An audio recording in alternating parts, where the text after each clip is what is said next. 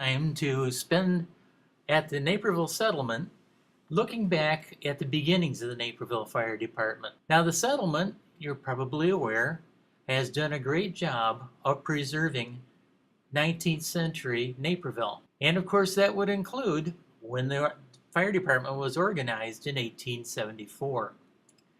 Let's step inside and take a look at some of this living history that they preserved for us. The Century Memorial Chapel, the first building that was moved here. Always remembering that the Martin Mitchell Museum was here from the very beginning. And many other historic buildings have been brought here to make them available.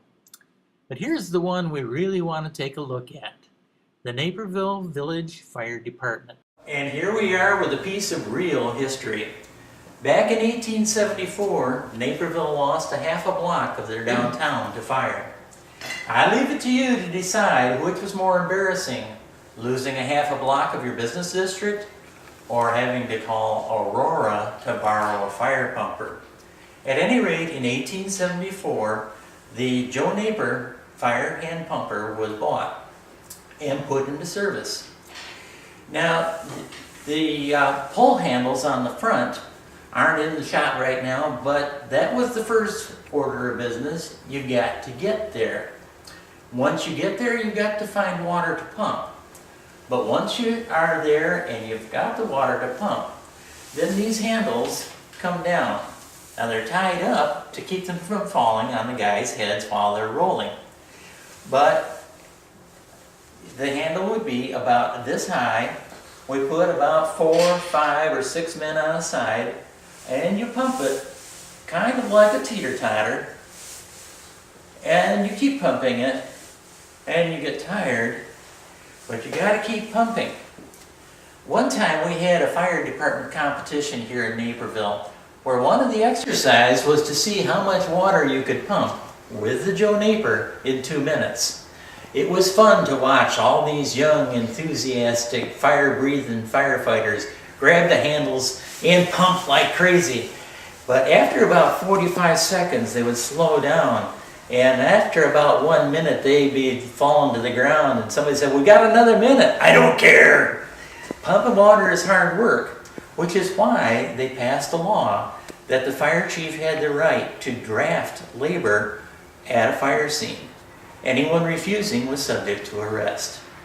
And they had 2 sets of handles with the support was off the corner of the cabinet, so that there was a row of men on the ground, a row of men standing on top of the cabinet, another row standing back to back with them on the top, and another row on the other side. The test was Good Old Man Killer, one of their best hand pumpers against the steam engine. The funny part was that Man Killer won the test.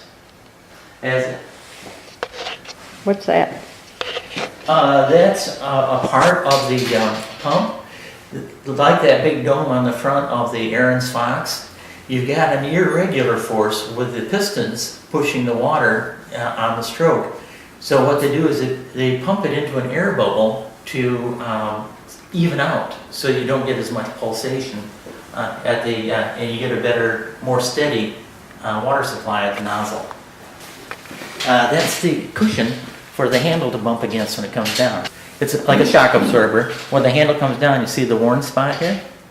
That crashes on that, and it helps to stop and reverse. There's a spring under there. How do we get to the fire? Well, the age of pulling the fire engines with horses didn't come in until they were using steam pumpers. This is hand-pulled. Yep, hand-pulled just like this, with a gang of enthusiastic pullers. You have handles here for somebody along the side. You have handles in front for the guys that are leading the way.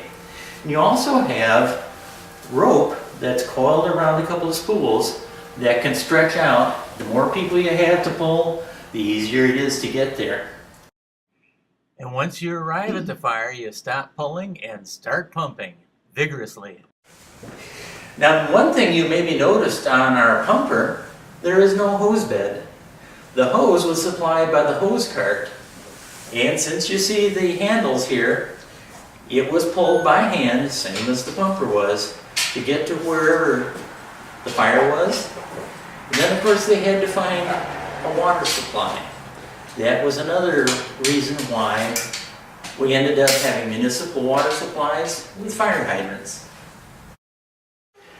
One other thing that is very much associated with the fire department is the fire bell. On the pumper, it was meant to warn the horses and dogs and people up ahead that somebody was coming in a hurry and didn't really have very good brakes. So when you heard the fire bell, you needed to get out of the way. The fire bell also applied in another sense. We didn't have the big sirens on top of the fire stations. What were rung in order to let people know there was a fire alarm was the church bells. Well, maybe see one that's been preserved here at the settlement. This bell from the First Congregational Church did much more than call worshipers to Sunday services.